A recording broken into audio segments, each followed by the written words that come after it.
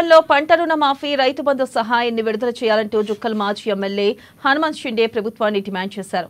కామారెడ్డి జిల్లా మద్నూర్ మండల కేంద్రంలో రైతన్న కోసం బీఆర్ఎస్ నాయకులు రైతు ధర్నా నిర్వహించారు. రణంబాట కార్యక్రమంలో మాజీ ఎమ్మెల్యే హనుమంత్ షిండే కాంగ్రెస్ పాలనపై మండిపడ్డారు. ఎన్నికల్లో అమలు కాని హామీలను ఇచ్చి ప్రజలను మోసం చేశారని ఆరోపించారు. 6 గ్యారంటీల జాడ లేదని, రైతులకు, కౌలు రైతులకు ఇస్తానన్న 15,000 రూపాయలు, రైతు కూలీలకు ఇస్తానన్న 12,000 రూపాయల పెట్టుబడి సాయం ఏమైందని సర్కార్ను హనుమంత్ షిండే ప్రశ్నించారు. కాంగ్రెస్ కి ఓటేసిన పెద్ద రైతులు రైతు రుణమాఫీ, రైతు బంధు కోసం ఎమ్మెల్యేలను నిలదీయాలని పిలుపునిచ్చారు.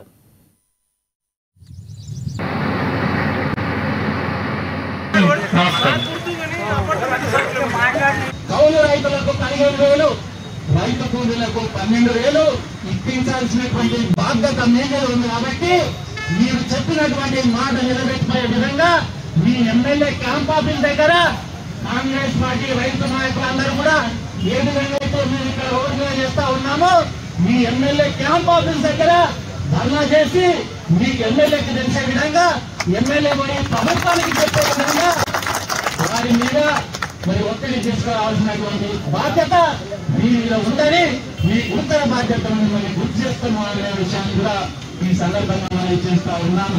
కౌలు రైతులకు 15,000, రైతు కూలీలకు 12,000 ఇప్పించాల్సినటువంటి బాధ్యత మీ మీద ఉంది. కాబట్టి మీరు చెప్పినటువంటి మాట నిలబెట్టిపోయే విధంగా మీ ఎమ్మెల్యే క్యాంప్ ఆఫీస్ దగ్గర కాంగ్రెస్ పార్టీ రైతు నాయకులందరూ కూడా ఏ విధంగా అయితే మీరు ఇక్కడ